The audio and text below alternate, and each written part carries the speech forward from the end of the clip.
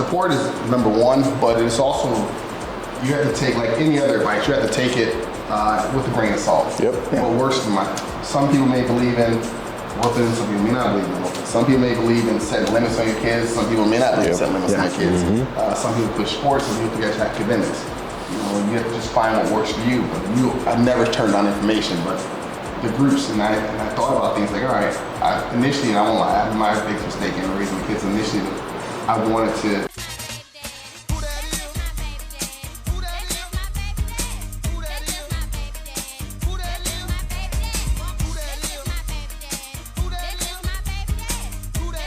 Welcome back to another episode of Just My Baby Daddy podcast. It's your boy AJ. It's the bougie baby daddy Eli. And today we have a special guest, right? I will take a little story time real quick. Oh, bro. So all the way back before I started working, as a strength coach with the Redskins, I reached out in this Kappa group. And this was in 2008. On what platform? I don't know. I'm still using. I don't Probably know. MySpace or Black Planet. No, it was Facebook. Okay. It was like a Kappa group on Facebook. And I was young and I was trying to figure out like how to get into the strength and conditioning world. And there was one person that responded to me. This is in 2008, and this was Mr. Mike Fox. Oh, At the time, you was running your performance center in Detroit. I got a business plan. I got all kinds of stuff, all kinds of insight that set me up for years and years to come. The craziest part is, until today, we never met. Oh, word? And you probably couldn't tell by the way we was just talking. Oh, man. Earlier. Well, I don't know if that was you or that he just like to talk. But anyway, we have Mr. Mike Fox here. We appreciate you coming. No, I appreciate you guys having me. I really do. Yeah. Right. Go ahead, get him started. So we're going to get you started straight away. The same way we start off everybody is, number one question we start with, what does it mean to you to be a father? Father, I'll tell you what, being a father changed your life. And the responsibility that you have when you talk about being a father, when my son was born, my first son, he's 27 now, I was a freshman. He was born, she went into labor the day before our spring football game. So if you play college sports, you know you're not. It's a big deal. It's a big deal. So I'm trying to prep for the first spring football game. Like I'm trying to start, do everything. And I'm like, she went to labor. And then I guess, I'm trying to you gotta wait a while. There's no instantaneous picture like that. I'm trying to wait. And then she didn't have the baby until 6 in the morning. And I'm like, all right, but I'm saying, think about it, it was the scariest but the happiest feeling in the world. Because you know what, you look at I'm never gonna let anything happen to this. This being is so special. But also saying that I'm gonna do everything to protect it. I'm gonna do everything to make sure it has every advantage you can. And that's where it's been, for me, it's been unbelievable. So I can try and make sure my boys have had every experience that I didn't have. And that's what I want to do. Being a father is you're the protector, not you're the provider. You might just the Ward Cleaver deal, but also you want to be that James Evans, they don't play. Yeah. You got to be bold, and that's where I try to be. Thank God we got an older audience that can understand that. Word, you yeah. said Cleaver. Cleaver. Okay, I thought so. We going to black and white TV. Hey, that's straight to where the elephant is. Yeah, you turn the TV with the fork. Come on. The little button. You ain't did that with the little joint, little break off. Oh, when it broke off, man, you put the piece of or pliers. The wipers on it, just turn the channel. Word up. Man, your mom, come change the channel. Oh my God. So when you said being, that was so funny.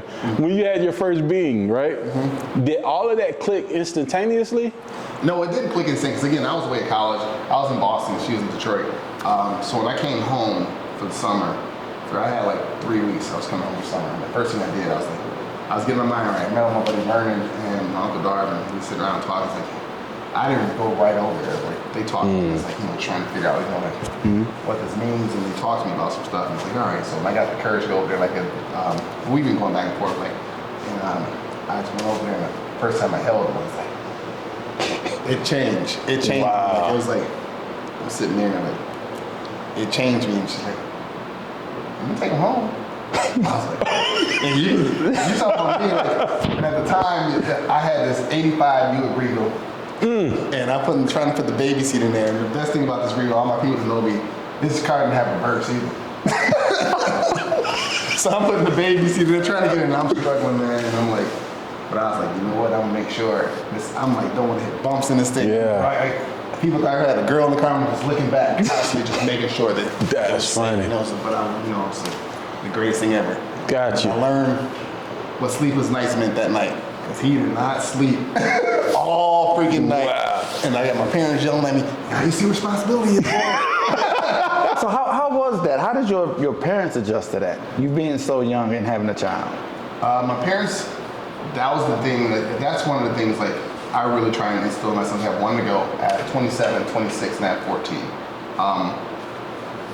Myself, my father, my grandfather, my great-grandfather, they were all teenage fathers. With that, I wanted to make sure we tried to break the cycle. So my sons, my 2 older boys, they turned 20. We had a party. Oh, wow. And people were like, what the heck are we having this party for? I said, we having to break the cycle party. Yeah. That's And dope. some people don't understand like what that means. Like, it's not saying, okay, I don't want you to be a father. It's saying, I want you to be a father when you're ready. Yeah. You know, and there's a difference with that. And so for my son, like luckily I had the support system. Like you said, for my parents, they knew what it meant because they went through it. And so they were super supportive, and that's what helped me. You know, I was able to finish school. I was able to, you know, she was able to go back to school and do some things as well. My parents, they were supportive, and they helped her out with, you know, whatever she needs. They went to take care of it. No matter what, he got to know our side of the family, even if he wasn't there. Yeah. That's one thing. So I say parental support or family support. You know, that's one of the most important things, especially for having. If you want to give your kid a chance, you know, it's hard to do it by yourself. And they always say it takes a village. I had a village. Yeah. You know, like it was my whole family. I mean, I come from a big family too, but they were all like, they knew, they got to see my son more than I did, but it was like, he knew, and even now, he knows everybody. Right. Because of that. Yeah, we should speak to that, because that's one thing that is important, that the village mentality, but not just the mentality of just the family. It's the mentality of having other men that's been there, that's been through it. That's something that we don't necessarily talk about, because it's hard to raise children. And it's very hard to do it when you have no idea what you're doing and no one to talk to. So it's important that you have, I don't want to say men groups, but whatever you call it. That's fine. Important to have. Fine. Men groups is fine. It's important to have fellow men that's going through the same thing that you can talk to and help you through it. And that's just something that's not addressed, but that's very important to have. Yeah. Support is hard. Support is number one, but it's also, you have to take, like any other advice, you have to take it with a grain of salt. Yep. What works for some people may believe in whooping, some people may not believe in whooping. Some people may believe in setting limits on your kids, some people may not believe in setting limits on your kids. Some people push sports, some people push academics. You know, you have to just find what works for you. But I never turned on information, but the groups, and I thought about things like, all right, initially, I won't lie, my biggest mistake in raising my kids, initially, I wanted to try and give them everything. Yeah. And so I just kind of spoiled them a little bit. And like 7, 8 roll around, my friends, my good friends Vernon and Carl were like, Mike, you can't spoil. I'm like, what? And they laid out a couple things like, stuff about to change. Yeah. It took some time to break that down, and that's what we had, we had to do that. But that's one of the things, you have to do. It does take a village, but also I have like really good friends who you trust. And so like when I say I have 2 good friends, their kids and my kids are friends. Right? So there will be like, and they treat each other like family. And so that's one thing we talk about the village, even though they're not blood related. They interact as if they are. Gotcha. That's what it is. Like they're cousins, but not cousins. That's exactly what I was going to explain it. Because that's the way me and my friends are. Like we all had, within a 7-year span, it's 3 of us. It was 7 babies born. Good within gracious. 7 years. Y'all was dropping off, aren't you? So like everybody, all these kids are now like they're not even friends. They're cousins. They know nothing. Everybody's cousins. Yeah. Period. Look, that cycle ends. That's a cycle that stop. About time. But so when you're talking about your father, your grandfather, what were some of the best pieces of advice that they gave you early on? As far as being said, the best piece of advice my dad gave me, I remember I was sitting around talking, I'm holding my son in the kitchen, and I'm getting ready to go back to school. He's like, well, how are you gonna go back to school? I said, the coach is taking me. The coach can come send me a ticket. So what's going on with your son? And I'm like, oh crap. Thinking about before pledging and everything else, planning. All right, what are you gonna do? And he's like, all right, we sat down that night and we actually made a plan. Or not just like the next day, we made a week plan, we made a month plan, we made a 3-month plan, we made a 1-year plan. Things we wanted our son to have, be able to do in our interactions, how we're going to do that. And, and he said, all right, I will help you with this, but I'm not going to help you with this. And so that incorporated, so that forced me to actually also grow up too, even though we weren't together anymore, talk to the young lady, say, okay, we need to try and work this out and plan things. So being able to say, how do you put it, not just co-parenting, but being able to plan and manage and interact with people. And so it was like, that's what he taught me. And that was one of the biggest things. He said, Michael, just plan. You gotta look this out. You gotta really think ahead. You know, like, time will fly. He said, before you know, I didn't think, when you 19, flies, you know. By time, he said, he's gonna be grown in a second. You putting money aside? Ooh, So he was going deep into it. He's a thing about it. So you put money aside, so okay. He has 6 diapers left. What are you gonna do? You gonna just leave 1 pack of diapers? You got 20? What's gonna happen? Wow. He said, what's the plan? So you know, how many diapers you go through a week? He said, we actually really sat down and went through that. And we started, not just budgeting financial aspect, we started to think, okay, this is gonna come up. She's gonna be like school here, all right. You know, your sisters have this, we may have to do it this day, you know, weekends, how's it gonna work? I really had to just play it, like really plan and think about it. And that's why we're adulthood saying, like, oh man. It's a little different. Especially at 19, 20, that's a lot. Yeah. That is a lot. And in school. I was away at school, man. It was like planning, like, you say, okay, they're gonna say, all right, we can come visit. You know, they came to see me some games. You know. Some games you're not gonna be able to bring them because it's not our weekend. You know, you gotta ask her ahead of time, make sure you know. So not only planning and organization, it sounds like he taught you communication too. Major part of communication. Because from when we talk to a lot of people, it's like communication is like a fault. Like people don't learn how to communicate and deal with different relationships and navigate their way through not being with the other parent or whatever. So you learning that early is kind of new. Yeah, but I have to. No, it didn't happen overnight. It didn't happen overnight. You know, obviously he's like, okay, she got mad at you. How'd you react? You know, now that would sound like it'd get irritating. it was like, my dad, he's like, he'll blow up, but at that age, he's like, you know what? I'm not gonna yell at you anymore. He said, you're a father. Yeah, it's your problem. You're a father. Let's figure this out. Wow. And you know, it was like, I'm gonna let you just keep running to this wall until he's asking, you ran to the wall. Wow. Let me teach you. All right, and so that's what it was. He really was trying to, like, we really became really good friends at that point. Like, he's like, my father was like, he looked out for me, he looked out for all my friends too. Like, he was like, he was always talking to everybody. Right? Somebody needs something, he's always here. But we really started communicating a lot more on a personal level and also like on a respect level. It's like, okay, he's done this. He's done this with 4 kids. All right, he's like, all right, he's walking me through it. This can happen, this can happen, but he's not just saying, this is gonna happen. He was like making me think about it. Like, oh man, I never thought about that. Like, what would you do if it does happen? Type of thing. Yeah, you know, and that's what he's. That's kind of dope hearing you that, because again, learning that, but then applying it in time, going through the ups and downs. It was not right away. Yeah, because I was definitely about to ask you how long it took for it to click in, but you like, hey, it didn't happen. It took a little bit of time. So what was some of the things that you had to change about yourself as you continued to grow? Like, what are some of the biggest things you had to change about you? Time management. You know, if I was home, had to figure out, I go get my son. I was like, all right, I'm going to come home. All right. I want to have him as much long as I can. And I have to respect what she had planned, but also want to have with me as much as I can. But then too, also, 19, 20, 21, I want to hang out too. Yeah, you want to hang out. So I want to be able to be myself, and I have to figure out babysitting. Some stuff you're not going to be able to do. Yep. Some stuff can you take them with me? And I learned the hard way. I remember we went to Detroit, had this big outdoor festival called Summer Jam. And I remember walking to Summer Jam with a stroller. Oh God! Sorry. Just because you wanted to be there. Because I wanted to be there. I'm walking with a stroller. And afterwards I thought, like, what the heck comes out of anything, you know? But it's one of those things you live and you learn. But I won't say that the only regret, I missed one of the freak meets I had to take care of my son. Well, listen, be glad because you might have another one. Or 2. Depending on how long he was there. Especially if he was messing around with crews like yours. Come on, man.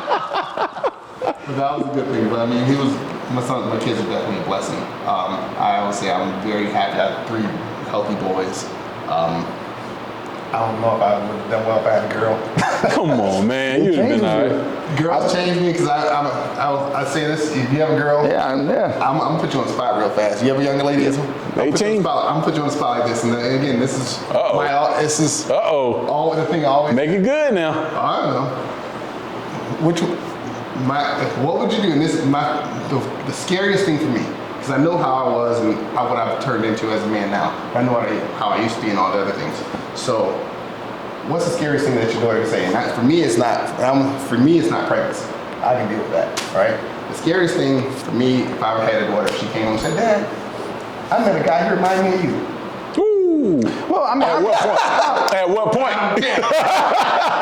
I'll be totally fine because my daughter already knows me now. So I'm afraid for her.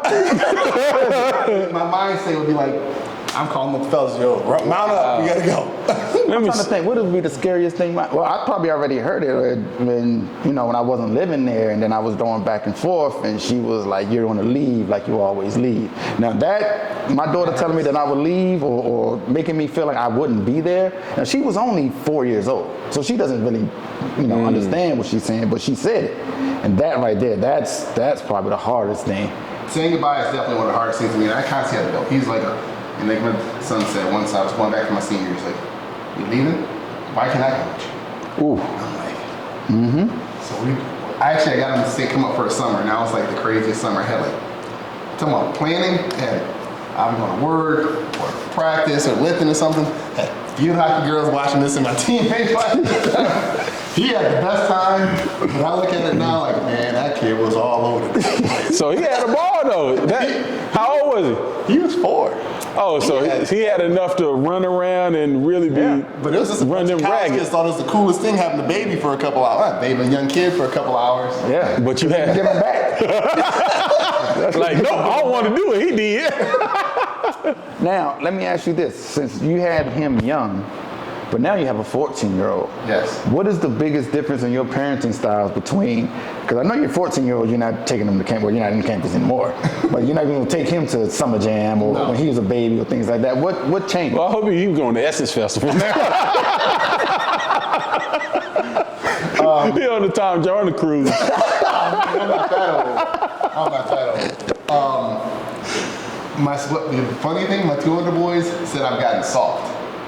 Yeah. My daughter said that about me with my son. They said you got soft. They said I think part of it's a little more patience. I've developed a lot more patience. I do say I tolerate a lot more stuff that I wouldn't tolerate with them. Like I was Preaching right now. I will say I do tolerate it will be one time. I said one time, and that's it. Yeah. I find myself, I'm like, he knows. I guess I have a look. He uses that look like. Where your mom's like, "Don't ask me nothing when you go in the store. I don't even have to say it." Yeah. I try to look. Yeah. Like y'all. You touch something, you put that shit right down. Don't even touch it. Like he's I won't lie, he's spoiled. Again, we're in a different financial situation. Yep. And also he's married now and everything, so he has both worlds. Yeah. But I'm just. Can you clean your room, please? Why you don't clean that dang room?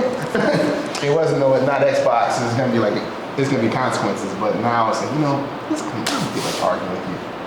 We're not doing hockey. We're not going out. We're not doing this. And I'm like, you're taking away different things. It's like, see, you hitting that right on the head because my daughter, like I said, she's 18. My son is 7. And so when I'm talking to him, I find myself like, boy, I don't like repeating myself. I say that all the time, but then I have to repeat myself. So I was like, okay, go do this. But then when I had to raise my voice or say something, he's like, first thing he said, "Well, Daddy, I love you. Daddy, give me a pound." And I get mad, but I'm like, yo, you funny, you testing me though. But then I think back, I'm like, if my daughter did the same thing, it would have been a whole different situation. Like, look now, you better get up right now. But with my son, you're right. As you get older, get more patience. My son was with my wife, so the totally different situation. So it's like, you're right, you calm down, you have a little bit more patience, but at the same time, it's still in there. It's still in there. It's funny you use that word love too, because the thing is, I do find myself being a little more emotional. I do find myself really trying to tell my kids, even the older ones, I tell them I love them a lot more. Yeah. It doesn't mean I didn't love the older ones, But I wasn't, again, we're talking teenage first, like, again, being older and things like, I really can appreciate, like, man, these kids grow up real fast. I find myself, like, we're like, you know your dad loves you, right? Yeah. You know, my sons, the older ones, I think they even appreciate you. I still tell them, hey, I love you. See you guys, see you guys in a couple months, whatever, but it is what, they know. Like, I still tell them, and they realize, like, he didn't say a lot. I know when I first really started saying it, was like, something wrong with that. It was just an evolution, evolution, that's just what it is. And I really embrace the time, being able to spend time with them. And so I really try to do like the little things I say. Like we mentioned that James Evans not always needed, where like family game night. Those little things that we made fun of. And I was like, you know what? You got to do it. It doesn't always have to be, let's go out to dinner, or we're just gonna do something in the house. Like right now, our giant Uno is one of the biggest things we go. Oh, giant Uno? I need to look up that. Oh yeah, I've seen that. Car's like this big, so you give somebody a draw four. Big old car. Little things like that. And so that's one of the things we do. We try and really do things that bring us together. And also we try and include, like, say, I'm cooking. Like, you know what? I'm calling my boys, say, hey, come on by, we're cooking. They go, all right, I got the kids, or I don't have kids, we're gonna bring them by. That's how we're gonna do it. We're trying to make sure we're including everybody. Wow. So that, going back to we've noticed that a lot with a lot of our guests, like this generation of fathers are way more emotional with their kids, more expressive, more letting them know I love you, things of that nature. Was that the way you was brought up as well from your father? Now, we all know our parents loved us, but was it expressed, like verbally expressed, like I love you, son? Is that where you got it from, or? No, it wasn't expressed, because my parents, with me growing up, again, they're a teenage family. My parents had a really weird relationship for a long time, in which my mom worked midnights at the post office, and my dad worked second shift at the plant. So literally, like, they were like tagging me, hey, you going in, I'm coming in. Like, tag team, like, you're out. And, tag, you're it. Like, it was just different. Like, obviously, like, most days I come home, my dad was gone from school. Like, I see him, he'd drop us off at school. I see him, I got to school. When I came home, he was gone. He didn't get off. So I see my mom, she picks us up from school, I see her in the evening, that was it. Wow. And so it's and they did that for 20 some years, and it was just an interesting relationship. So, but on the weekends, my dad tried to, like, I was the only boy, he tried to do so many things with me. That's where I got my love for cars from. My dad always had Corvettes. Going back, he had a Corvette club, he and his crew. He used to always hang out with us. And if he would come to as many games as he could, he tried to make, he made moments count, and I didn't realize the moments that he tried to do the best he could with, how many activities that we did. It was just, I'm grateful for it. And we actually talked today about it, where he's like, I'm just checking on you, I hadn't talked to you. And like, he's like, I hadn't talked to you about 12 hours, I guess he getting salty. He getting salty too? You done softened him up. He's like, we talked, what are you doing? I said, you going to the game night against the Lakers? I said, no. But I call him, he's like, we talk all the time. Before he used to talk a lot to my mom growing up. I was raised with, but now it's my dad, like, I'll call the house. He's like, oh, let me get your dad. As soon as I say, hey, Michael, let me get your dad. That's funny. That's funny. We'll sit, even when I go see my grandfather, I'm grateful, one of my grandfathers is still alive. I go see him, my grandma's like, I said my grandfather, we just talk. And I like hearing him and being able to see his life and how it came about, and like raising, like, I went to see the house he grew up in Blackjack, Mississippi. Ooh, Blackjack. About 400 square feet and 8 people living in it. One room, outhouse. And I look at, like, now, okay, you got bins, you got all this stuff. You came up, like, all this stuff. And I'm very grateful for that. And I'm looking, like, looking at what he's done and trying to make them as proud as possible when I do everything. Yeah. So you seem to come up. Well, I see, yes. Yeah. But work. Yeah. So let me ask you this: how do you make sure that your youngest knows his roots like that? Like, cause where you are now, it's not where you were before. That's that was a lesson that had to be learned the hard way. I'm at a different point in life. We were going to Detroit Grand Prix, and we had like nice tickets. We're in the grandstands. Sitting on the track. Yes, literally. The drivers. I grew up in a NASCAR town. Oh yeah, that's right. That's he got the drivers got signatures, but we had to get shuttled in. We had to park at this Jefferson North plant, and they shuttled us in. So we're on the bus going to Delilah's Island Middle City, Detroit, and they're driving through our neighborhood. And he says, he's young, he's like, Dad, was there a tornado in this neighborhood? Because this place is wrecked. And I'm like embarrassed. We're driving by the back of my house I used to live at. Wow. And I'm ready to point like, that's where I grew up. And then I'm like, and I hear people chuckling and stuff. I'm like, yeah, it's not funny. This is like, And I realized at that point, he didn't really understand there's another side of life. So at that point, I really started trying to go back to my other side, like to where I grew up at. So my friends, I always went back there, but I started taking him there as well. Yeah. So he can meet their friends, meet their kids and stuff like that. And he plays with them, sometimes. But we also do a lot of volunteering and stuff too, so he understands. He still doesn't understand the value of the dollar too much. Like, he's like, I want this. I want that. Yeah. Sound like my 7-year-old. Like, no, you're not getting this. But no, it's not happening. But then again, it takes a village. He's gonna have people like Mello. Here's a box of clothes. It's like, what the heck? You just gave the boy I got him some socks called fire socks, like $60 a pair. And he gave him like 5. Like, I'm never buying those things. But those things. She's learning it, but it's harder. And I find myself I have to do a better job of teaching responsibility and the value of a dollar. But the patience, that's one of the things, you try and do that so that your kid, you want to give your kids nice things, but you don't want to spoil them to appreciate them. So I do think he appreciates it a little bit, but not to the level that I would want him to. Because I wouldn't think about playing hockey. I mean, we think about, I think we got 3 pairs of shoes growing up a year. So I got some shoes in football season, I got some shoes in basketball season, and I got some shoes like during track season. My shoes in football season also my going back to school shoes. Oh God! And I try and teach him, like, he doesn't understand, like, he's got so many nice, he got a lot of nice clothes, like, people always give him stuff, but I'm like, you think, like, going back to school, going school shopping, like this kid don't even have to go school shopping. He doesn't. But that's what you kind of want, though. You put him in that position. Yes, it is. We put him in that position. I'm very proud to be able to put him in that position. But also, we have to try and find a balance. There's got to be a balance. We grew up watching like Richie Rich and all that other crazy stuff. But we want that. But at the same time, we want the appreciation, and it's hard because again, because I won't even say, like, even my boys said that, like, they check, like, Mike, no, this ain't how we act.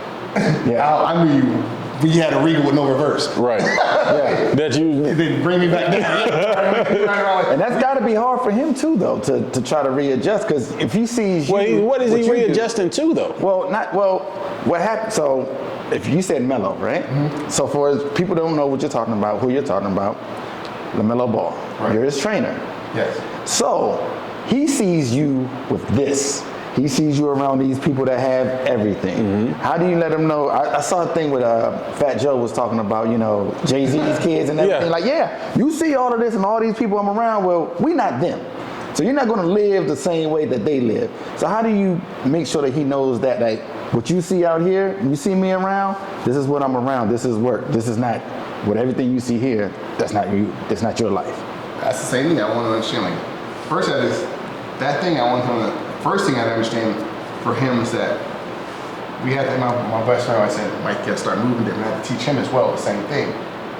People are gonna associate me with people, and they're gonna also associate you with people. By association. And so with that thing, I said, you have to really watch who you hang out with.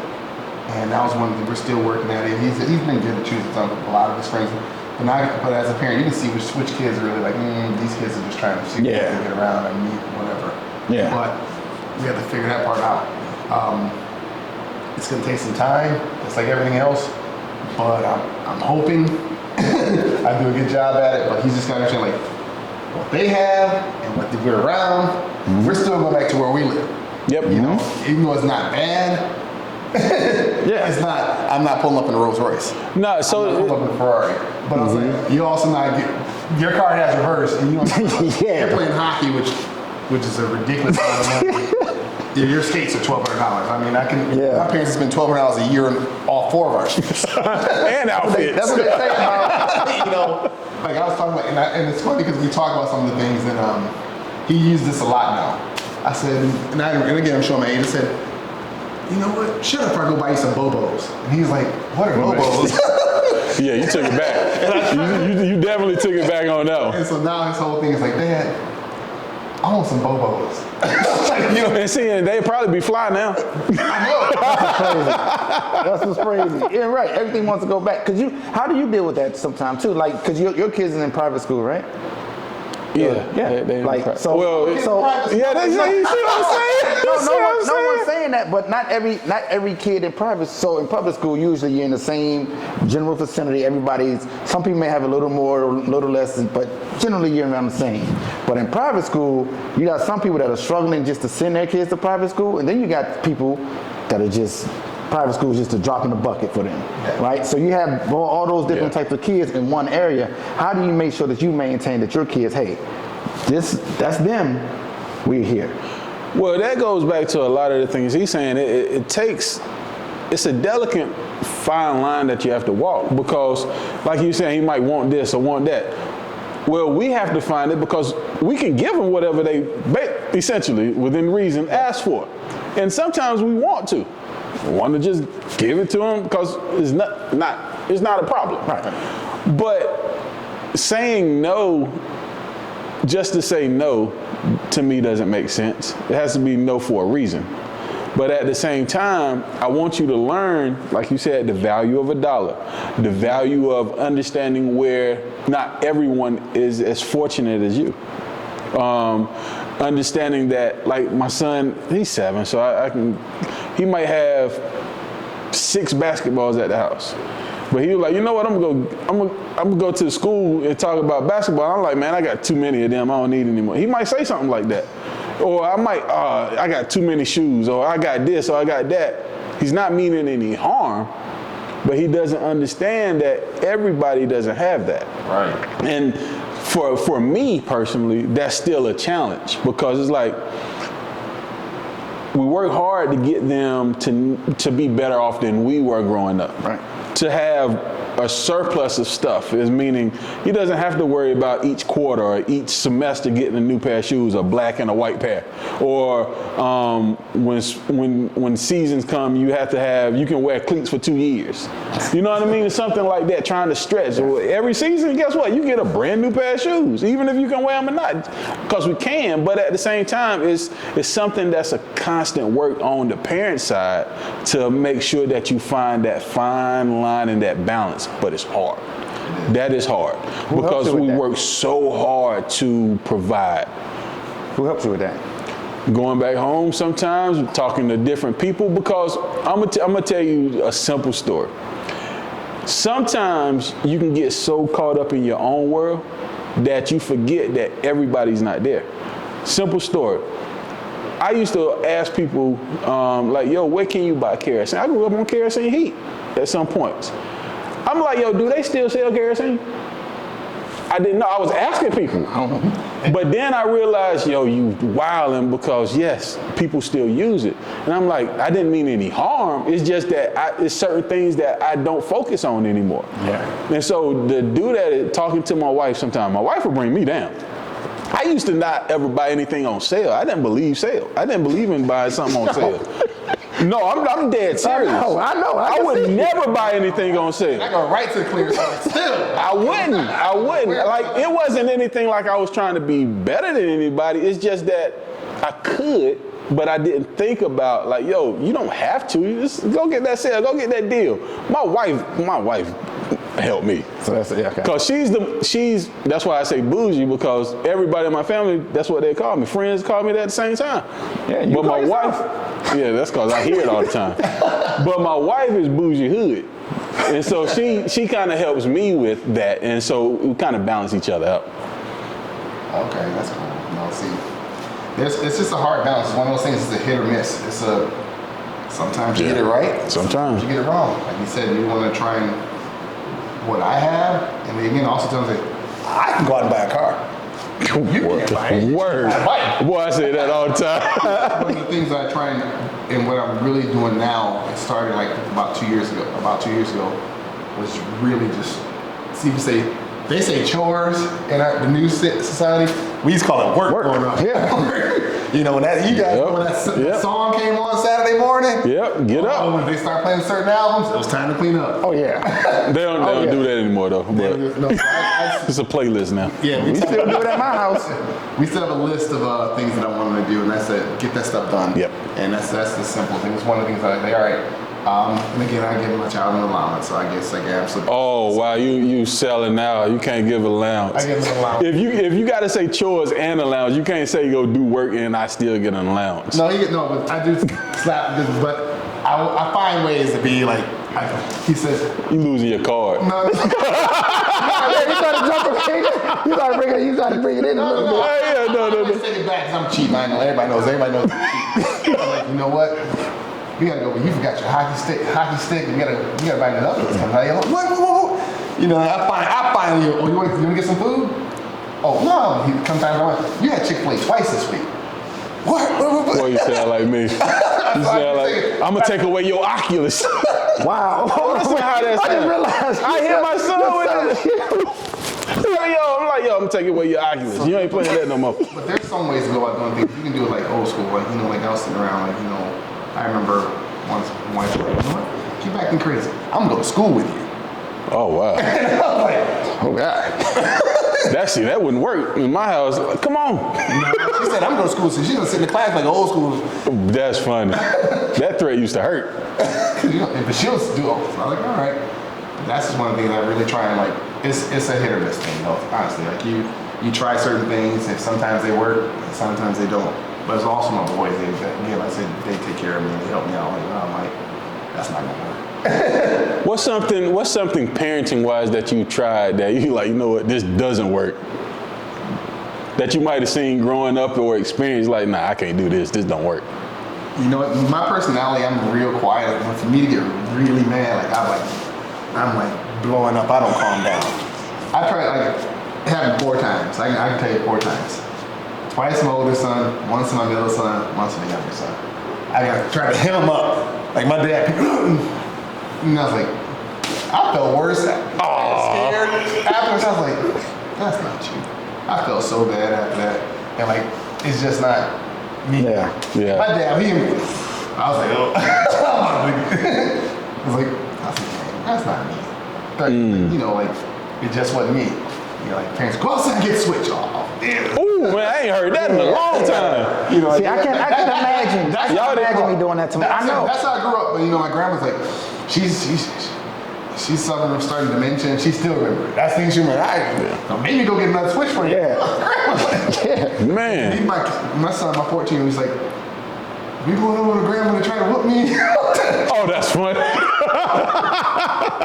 That's funny. Yeah. But this one, what we don't that's when you just try not to. But again, the house is different. I don't have that room in the house that you don't go in. The couch that you don't sit on. The one with the plastic. Oh man. We try and use everything in the house, but we don't. We still find ourselves just going in one area and stuff. Yeah. But we look at there's some of the stuff. He is spoiled. Again, it's guilty by association. It is what it is. It takes a big man in you to say that out loud. It's Kids do it to you though. They do make you soft. My daughter, a couple of weeks ago, she did something, and my son told her to stop before I go get dad. And then I'd seen her, and she looked at me and said, "We're gonna do that. You gonna beat me? You gonna beat me, Dad?" And I'm like, damn it, I feel like I should, but I can't. like you're testing me now. Yeah. So that's what kids do. But I do want to ask you something, because you can give a perspective that we haven't had on the show before. You work with professional athletes. yes. A lot of them get a bad rap. A lot of them get a bad rap. What do you think is, I won't even say the stereotype, what do you think is the biggest misconception that you hear often when it comes to athletes? You know what? I'm going to touch this in a couple different ways. The biggest misconception is that they have a crap load of baby daddies. Or a big mama. Big mama. I was trying to figure out where you were going with that. And they live this wild life, and they're just spending money. Yeah. And if you look at the whole Drake situation with the hot sauce and stuff, they don't understand a lot of times they aren't just out here running around having unprotected sex. A lot of it's traps. Mm-hmm. And it's a lot of it, you have to remember, it's traps. They think, this person really wants me. And it's a setup. It could be a setup by somebody that they used to roll with. You know, and it could be set up by a girl that used to, you know, somebody, and with the thing, I don't know, it's a thing called baller alert. Yep. And they go, such and such is here. Girls get texts. And they hit that spot. That's crazy. You know, but I mean, I look at the one directly how it affects me, the whole family. The Ball family, the big baller is like one of the nicest dudes. People's like, that guy's a jerk. He took me into his house for 4 months. And you tell me what jerk cooks for their family, cooks for his family every day. Breakfast and dinner. You get up, I'm up at 7 in the morning, breakfast's already ready. And he made it for everybody. Every morning. Dinner's ready. What y'all go buy food for? I already cooked. You know, what dad, I mean, you tell me what jerk is like that. And so, I mean, he raised 3 men. And his whole thing, I sat down with him, I talked to him about it several times. He said, you know what, I'd rather bring all the attention to me so everyone comes after me so my sons can just do what they do. And what do they do? His kids are in trouble. His kids are athletes. They ball, literally. Literally. And so, you know, what did he do wrong? And he bucked the system. He said, you know what? And when I was on the way over here, I saw my boy about it. He said, you know, he looked at how many people were making money and the schools went to build a new gym off his boys. They're getting money off of it. So he said, you know what? Why is the school doing that? That's why you look at so many people starting their own prep schools, starting their own AAU teams. Why should I make money for somebody else? That's why the NIL deals changed the game for college as well. You know, why would I go make all these other people rich? Wow. You look at college athlete. You look at a college athlete again. Yeah, we get a scholarship, $40,000. All right, for me, $37,000 a year. All right, but from 2 to 9:30 every day was football. What am I supposed to do? I think I put in my 40 hours. I think I earned my money. And you know, the schools, people are coming out. You know, they're paying whatever it is amount of money per ticket. They're getting the money back. Or if you play at the University of Michigan, $110,000 people per game, plus parking is $60. Good gracious. And then they're selling your jersey. And they ain't worn without the name on the back. Without the name on the back, so it's anybody's jersey. And how many are they selling? I definitely had a number 2 Michigan jersey. And they ain't won nothing. Number 2 Michigan jersey, Charles Woodson. Of course. Oh yeah, I think everybody had that. That's what I'm saying. I had it. Between that and the orange and blue Syracuse jersey was popular back in the day too. No one, those guys didn't get any money. The university paid for it all. I mean, you look at that like, okay. So what parent, you know, athletes, they get a bad rep for being selfish? No, they decided, you know what? I got a family looking at me. I mean, you look at the episode of Power and everything, there's more than what you see. It's more than just that athlete. You don't know who they're taking care of. You don't know what their payroll is. I know I have family, and you don't know what that athlete, I mean, you could have your mom and dad. And they don't want it, but you're not going to let your mom and dad stay in the same spot. Why? Because people see what you have. They see you on TV. They're kind of, if someone's going to run up in that house or try to. Oh, what? Am I right? So you got to move them to a different place. They got to go. All right, you're going to try and get them something, a decent car, right? Depending on how many brothers and sisters you have. You're going to try and do something nice for them. Or you want to try and put something aside for your nieces and nephews. You got to put something aside for yourself. And they say, oh, you're selfish, but you don't know what I have to do. Or what you have to do to get there. The sacrifice, they see the end result. They don't know what you have to do when you do all these AAU tournaments and everyone, you're playing, honestly, 8 to 10 games a weekend for 5 months straight. You know, they don't know all these camps you have to go to. You know, you have how many coaches? I mean, there's one coach every day. He used to, in college, and I was having he's coached at 2 other schools, and I met guys from different schools. And they all said, they hated the same coach too. I said, did he spit on you? Yeah, he literally would sit, he would dip, and he'd just sit and he'd just spit on your shoes. When you talk to you, just spit on you. What you got to do to this man? I mean, and it's easy to say what you can do now while we're sitting here, but in that moment, it's kind of he did it. It's like you don't know what you had to endure. And there's one coach he used to always straight up. He's like, I kick him, shut up, I kick him. And he said this to a white kid, a walk-on. He slammed his helmet because he rolled his ankle in the film session. He said, Hartman, don't you ever slam that helmet again? Because right now that helmet's worth more to this team than you are. God, if you listen to how coaches and what the kids and the players have to endure, you can say they're selfish. You don't know what they have to endure to get where they are. What they're still enduring. I mean, I say, like, They make millions of dollars. Okay, I'm gonna look at the NBA schedule last year from, all right, they played 72 games, right? In just under 110 days. That's They a had lot of 45 work. back-to-backs. That's a lot of They'll work. have 45 back-to-back games. Back-to-back, I mean, they're playing in the same city. All right, so you go on the road too. You look at, okay, this last road trip on the West Coast, they played 11 games, 10 cities, 16 days. You tell me how your body's feeling. Exactly. You're in 3 different time zones, and you're away from your family. All right, I'm saying, you saying I'm selfish? There's a lot of sacrifice that goes Yeah. in there. All right, and then you have to work at it. I mean, baseball players just to make the most money, but they play it 162 games. in 195 days. Yes. That's crazy. If you look at it, that's crazy. Now, you know, I'm a Absolutely baseball crazy. player, and that's a lot. That's a lot. I mean, people say, oh, football players make all this money. They have non-guaranteed contracts. They have the worst. They're worried. Yeah. So, I mean, there's a lot of things going on. They only see the glitz and glamour of Sunday. They don't understand the pain. Yeah. They don't understand the 8-inch aluminum rod that's sitting in this leg. All right? They don't understand the wake up. If I didn't know what I was doing now, the stiffness that I used to wake up with. The rolling out of bed, like calling down, Rolling out of bed, calling down steps. To, like, people don't realize and see all that stuff. We're talking about wanting to play with your kids, but it's like, man, I really It just hurt. You got to get through it. You're trying to. They don't understand there's a sacrifice. So are they selfish? I think they may have endured or earned the right to be a little selfish, or just don't care. And if they say they don't care, they get labeled, especially African Americans. We're gonna get labeled a certain way. Yeah.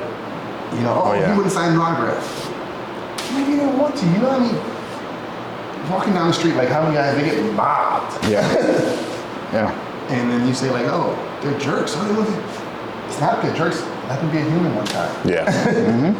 Yeah. So they get labeled as being selfish. That's not it. Sometimes they just want to try and be themselves. Yeah. If I'm sitting here, we're having dinner, and then TV will come, can I have a picture? If you do one, you gotta do them all. Yep. So you say Non-stop. no, Yeah. but now that person starts thumb talking, and this person, he was a jerk, this Yeah. and that, then it gets out of control. Yep. And you have your 15 minutes, and this person, you know what? You may have just cost me endorsements. I may have had, you don't know what I had on the table. Yeah. You got labeled this, and then you got to damn sure it cost you money to try and defend yourself and say nothing, whatever. It's a lot. It's a big loss. And now my family's hurting. And then you wonder why I have a certain way. That's how it is. And again, some things you just charge against, you just don't. So again, you wonder if they're reclusive, they're quiet, because they just want to protect themselves, they just want to be themselves. So their circle's going to be smaller. As my boy said, they move a little differently. Yeah. They didn't cut people off. They say, you know what? You got a little too much going on for me, what I need to do. So I have to protect myself, my image, my family, my brand, etc. Yeah. Makes sense. That's how it is. And again, as a father, if I'm not protecting myself, I'm not protecting my family. You're right. Yep. You're right. And so it is how it is. I mean, their family members are MS for certain reasons, you know, but you can't. Yeah. I don't mean I don't love them, I don't mean I don't care. If I see them and say what's up, but like, you have to move. As they say, you got to move a little different. Yeah. That's the best for advice sure. they gave me. He said, just watch out. And as a father, I got to make sure that no matter what, I can provide for my family. And I cannot let anybody else stop me from providing for my family. And so you think about it, like people say, oh, hot-headed, you just want to fight and go on. No. That thing was, people gonna sue you. Yeah. Yeah. Go ahead, hit me. Give him an opportunity. Give him a reason. Give him a Just reason. for that. Yeah. They're going just for that, just to get something out of you. And then, don't need that. Yeah, not at all. Don't need any lawsuits. So when it comes to advice, one thing that we like to always have all our guests give is advice to others, right? So for your circumstance, I want a real specific type of advice. So if I'm a college athlete, because we know this happened, your story is unique, but it's not completely unique. There's a lot of college athletes with children, right? So if I'm a college athlete and I have a child on the way, or I have a young child already, what advice would you give me, or could you give me, to help me get through? Because I'm just trying to get through school. I don't care about, I'm not if somebody's going to the league, not anything like that, but I'm just trying to get through school so I can make sure I can have a better life for myself and this child. What advice would you give me? First thing, I'm gonna say, don't stress too hard. Like me, I'm gonna tell you, I thought my world was crashing down. I don't have a baby. I was like bawling. I was scared. Yeah. Like I'm thinking like all the stuff I'm not gonna be able to do. All the stuff is gonna happen. All the negatives. Yeah. You know, and just, you know, that's the first thing. Your world's not ending. It's a lot more than what you think. Two, don't be afraid to ask for help.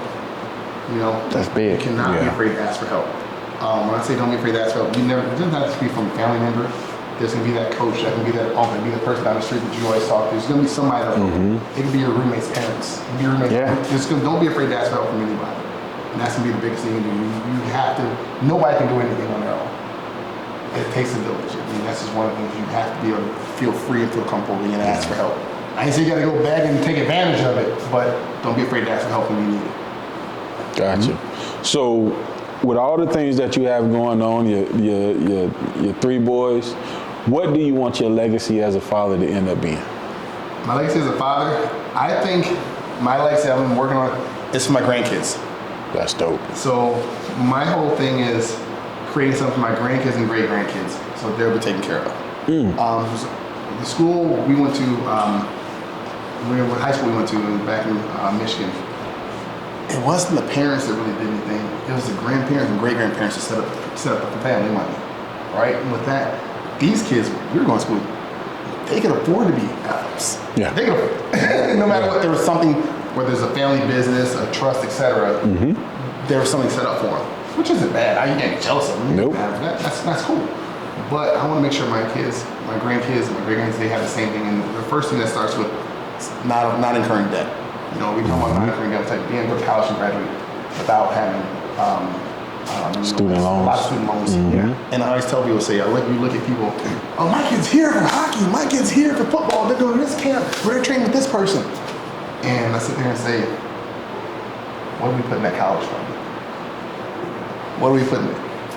I mean, Because what if they don't make it? Yeah. and again, it benefited me, they're training with me, but I always say, what are you putting away?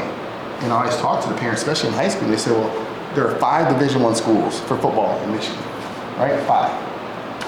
And out of those 5, on signing day in 2019, all 5 took less than 30 kids total from Michigan. Oh, wow. So I want them to understand the reality they're going into. Less than 30 total. I want them to understand that. Wow. So your kid getting a full boat. Not saying they won't, but I want you to really think about that. Yeah. So you can spend all the money you want with me as a trainer or with this coach or that coach, etc. But you really need to have a backup plan as well. So, and even some of my like my one son that got a full boat. Now he has that money. He can buy a house when he's ready. Actually, he bought a house in Arizona, but he's like, he has something set aside. That's what we really want to plan to have them be able to be set up for something. So we want to saddle them with that. And so my grandkids, great grandkids, I want them to be able to not have to worry. Yeah. I don't want them to be screw ups, but just in case, again, if we keep this upward trend, I want them to be able to be a little bit better. I want them to be start off and have that one foot already in the door. They're not already in the door. That's what we need. That's one thing. We don't want to someone help the door. They help me get through the door. No, you're already in the door. I can already get you in that. I can already get you in the room. It's like, oh, you screwed up. I know somebody on the board. I can pull a couple plugs. On the streets. That's what we want. We want that to happen. I hope you don't need it, but we want to be able to be that way. We want to be able to be that way and continue to stretch the legacy. We always say, they say, you know what? My grandfather worked, my father worked. I was fine, but then by the grandkids, everything's going. That's not what I want. I want them to keep building and keep stretching everything further, so that we have an empire. They can look back and say, you know what? My grandfather helped lay all this out. It was good. And they'll be thankful for it, but also at the same time, they're trying to make sure the legacy continues and it continues to grow. That's where we want to be. I don't want to think, oh crap, it's going. Nah, that's super dope. That's where we at. That's what the legacy to be for my family. I want them to say, all right, Grandpa Mike, he sacrificed a lot. He can do a lot of stuff. He was always working. He was grinding for a reason. He was grinding to make sure that we had all this. Now we have to make sure we don't lose it. We actually continue to grow it. So we make sure that the family has some, like the whole thing I talked to my boys about. So we're going to set up a family vacation place. So we don't even have to really go there. We can rent it out, Airbnb, do whatever. But these things are going to stay within the family. And I talked to my wife about something. I told her, so we wanted to be able to leave every boy a house. Leave every boy a house. I mean, that's one of the things. That's my past week. all three of them get a house. They can fight over which one they get, but That's dope. you know, but they want to have the house. And because again, I talked about like, and again, it goes back to Big Baller. He says one thing. He says, you know what? You buy the cars you want, but they're not making any more land. That's true. That's real. That's very That's true. real. That's right up your alley. Yeah. You're gonna buy some land. It's like, oh, I never thought of it that way. Well, And, you know, so all right. And that's the gentleman that gives us a bad rap. That's like, I'm sitting here talking about, look, I'm buying this, I'm buying this, man. Yep. And I'm making more land, so them starting off like that, it gives them a leg up. Yeah. Because imagine you guys going to college and not having to worry about paying tuition. How would that change? How would that change you went to school? If you didn't have to worry about money. well, see, I didn't realize that I won't have to pay that shit back. So I didn't Not even worry about at that point, I was like, not even know about No, but yeah, it's good. Think No. about it, you're like, what's the financial aid office? yeah. Financial aid office was a hustle for me. I didn't have to worry about paying for school, but that was just extra refund check money. But yeah, that's dope. Not even have to worry about that. You know? No Yeah. debt, no, yeah. It's all set. You know, I ain't saying you're gonna be dressed to the nines but just know things are taken care of. I can focus on books. If I'm at work, I can work a little more, get some extra money in my pocket. If I'm playing sports, I can Yeah. I don't have to worry about anything else. And that changes your perspective and how you can focus on school. So there's no reason. Like, get your grades together. Your grades are your job. Yeah, you can do Yeah, that. at that point, wait till your You job. can do that unpaid internship now. Yeah, So now you see how it you allows can afford to. it allows us to really go ahead and keep moving forward. Yeah. Where I got to do an unpaid internship, then I have to work another job afterwards to, make some money. I used to be all against unpaid internships. All against it until I got to move to Redskins. And I was like, I don't care. Depends on the man. And I had to find a way. I was working, had to get up at 5 o'clock in the morning to make it there, got off at 2, then had to go to work until 8, and then do it every night. Same thing over and over again. But again, again, that's the sad part though. Some of the unpaid internships, the names, they take advantage of people. Yeah. We do unpaid internships, but what the people don't know at the end of the internship, we give them a stipend. But we also don't believe it's scut work too. I'm not going to have you do anything I'm not going to make you do. Right. Internal for Yes. this. And we're really trying to teach them. I want you to be able to, I want to be able to hire you after we're done. That's the goal. And I tell them everyone, I say, I won't even hire anybody unless they intern with us. Oh, wow. how it That's goes. dope. So everyone that's working, they've interned with us. So you can see where they don't go here, I can send you somewhere else. You know, and that's just how it is. But again, unpaid internships aren't bad. I want to make sure you understand that. Just Yeah. understand, make sure you learn something, you take advantage of it. I just used to be anti. I was like, man, we had 400 years of unpaid internships. They need to give us something. Yeah. I ain't know You ain't pay my ancestors. I ain't know where you were going with that one. I don't know if that's They kind of caught me off guard on that. Yeah, you caught me off guard on that one, AJ. Reparations at least, yeah. AJ, that was a bit of a stretch, bro. You could I have let was that. young, man. Don't say that again. Word. But nah, man, all of that is super dope, and it makes so much sense because a lot of the stuff you're saying especially with that legacy piece, is something that a lot of people need to remember because it's not about us while we're here. It's about what we help and what we establish while we're gone that takes the future generation to the next level. And so you got it started. Well, that's the family, but also the other legacy piece. My business partner Jermaine and I, we think about like going back to Detroit. We're from the east side of Detroit, both of us. Us growing up, it was the neighborhoods. You went to your rec center. You repped your rec center hard. Rec center was for your neighborhood, and that's how we knew who was good here because you played for the rec center. In our little east side area, we had Lasky, we had Lipke, Brewer, Cannon, Butzel. All right. Yeah, I'm sorry, Inner City Subcenter. There are 2 left. What the hell are those kids supposed to do? So we've been trying to, and our goal is to rebuild the community center. That's dope. We're not going to be able to replace all of them, but we can figure out something on the east side, and that's going to be our legacy to the city of Detroit. We don't know we're going to name it yet, but we know that's our goal. We've been talking about, we tried to get something done. We had outbid on a piece of land last year in the city of Detroit on the east side, actually a couple blocks from Old House, but we're really trying to do that, and that's going to be one of the things because we look at, there's a place in the suburbs all the kids go to, but they want all the inner city talent. So why are we always going to go out there? They should have to start coming to us, and a lot of times, our plates aren't right. We have a warrant for an unpaid parking ticket or something like that. Yeah. So we don't want to go out there, but we're in our own neighborhood. Our kids, are going to feel a little more comfortable. and they're going to perform a little better, and they're going to have their family and friends support you. As a former athlete, when you have your family and friends in the stands, it changes the game. Yeah. You know, I talk to my boy all the time. It's like, is your son playing? He's watching my son's live streams. I'm like, if I'm back in Detroit last night and the kids playing, I'm going to watch the game. Right? That's one of the things you support, and it changed the game how your kids. You know, you got your kids. Things it's changed, especially have a lot that little cheering section. You just play a little harder.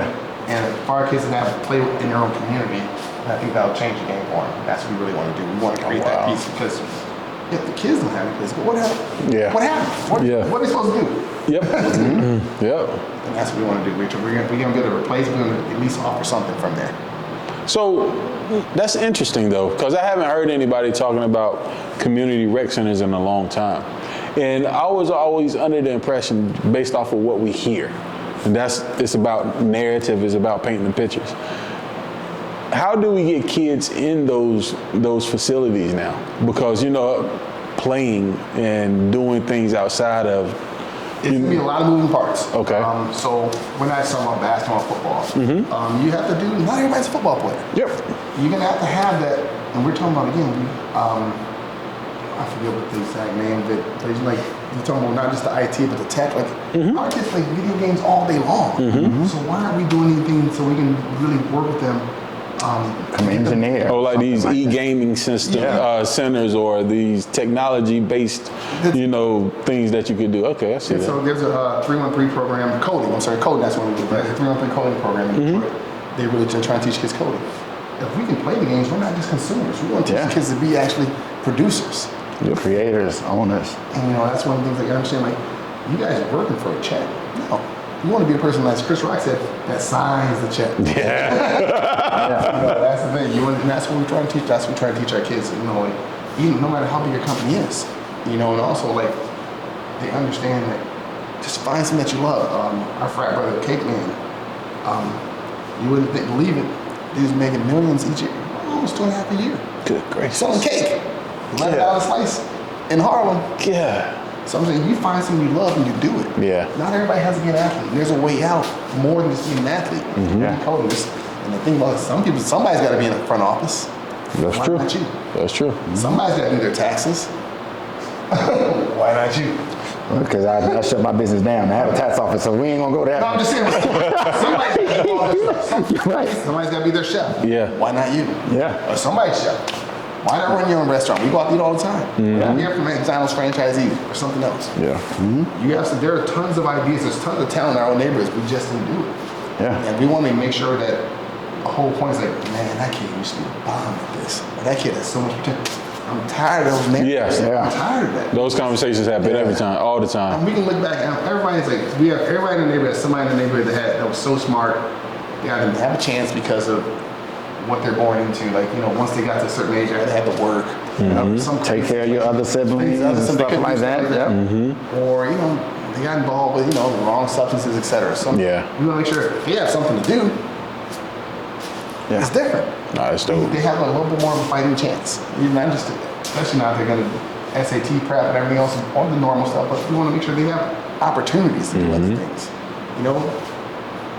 Other designs. Everybody knows that's a t-shirt company now, but you gotta be a designer. Designers and stuff. There's gotta be something. Find something for you.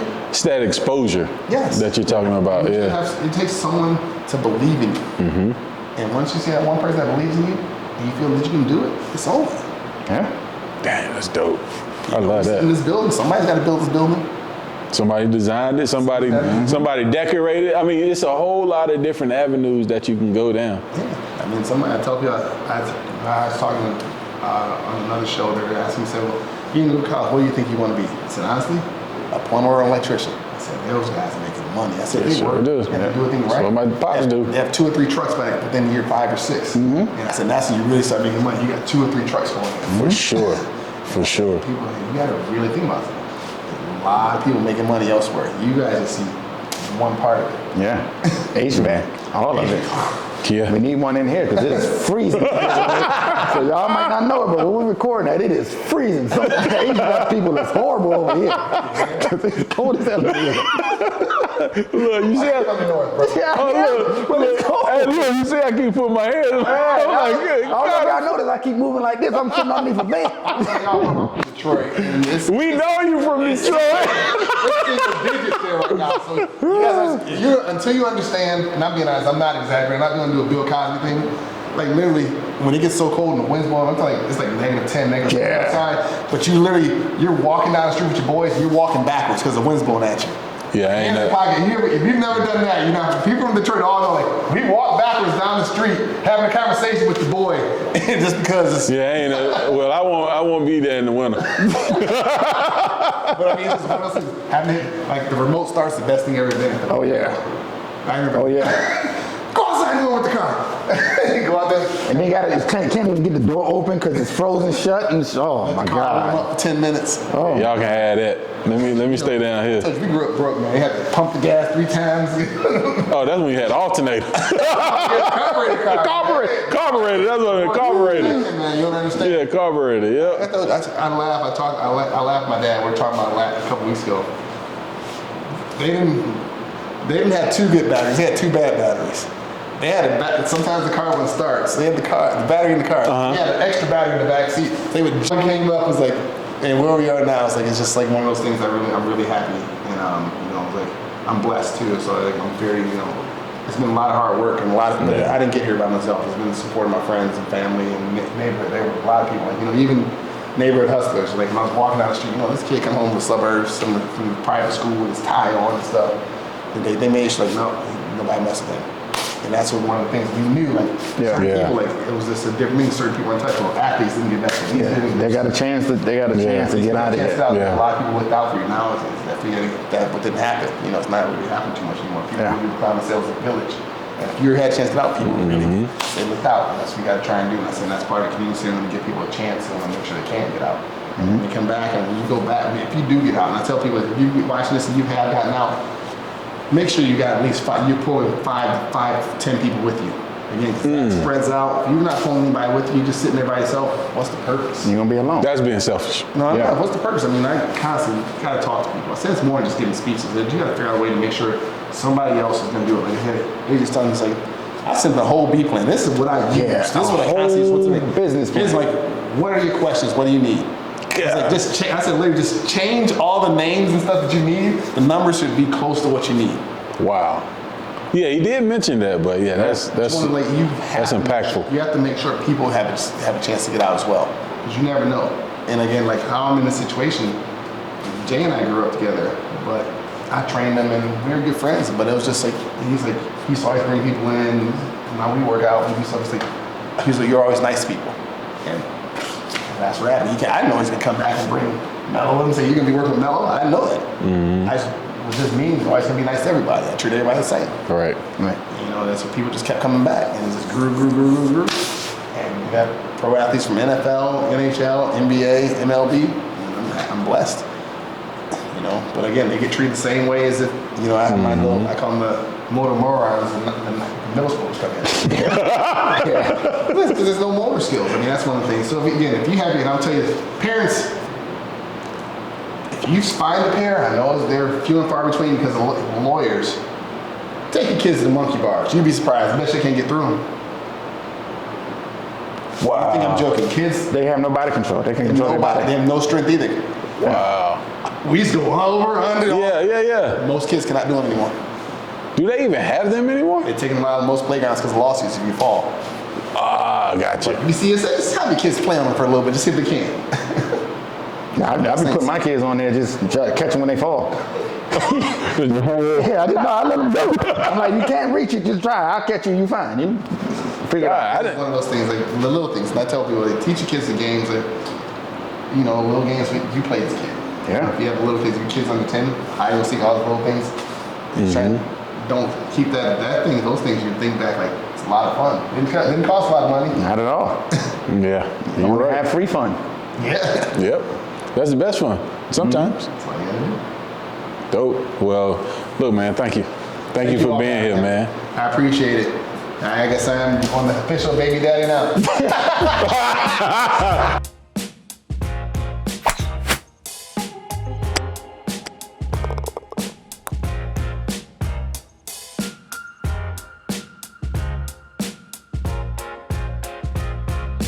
Thank you for watching another episode of Just My Baby Daddy Podcast. I know you liked what you saw. So what I need for you to do is go back and look at past episodes. Make sure you like, subscribe, and share our YouTube page, Just My Baby Daddy Podcast. And you can follow us on all social media at Just My Baby Daddy Pod.